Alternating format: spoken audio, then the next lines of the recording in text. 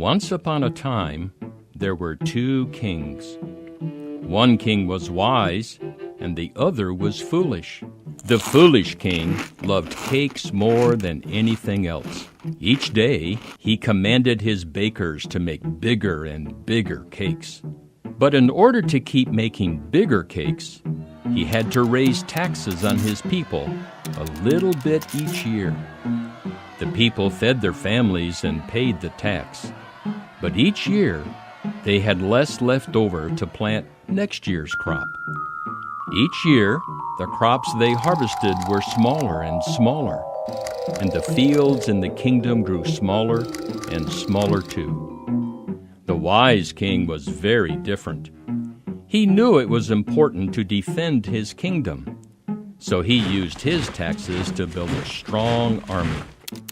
The wise king taxed his people as little as possible, and so they had more and more grain each year to plant next year's crop.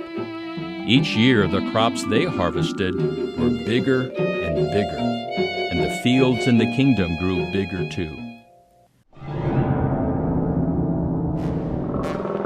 One day, a fierce dragon was seen flying over the two kingdoms. The cruel dragon attacked the foolish king's kingdom first. The foolish king had plenty of cakes, but because he had not built a strong army, his kingdom was soon destroyed, and the people's fields were burned to ash. Then the dragon attacked the wise king's kingdom, and a great war ensued. Many of the people's fields were burned, but because the wise king had built a strong army, the dragon was eventually defeated.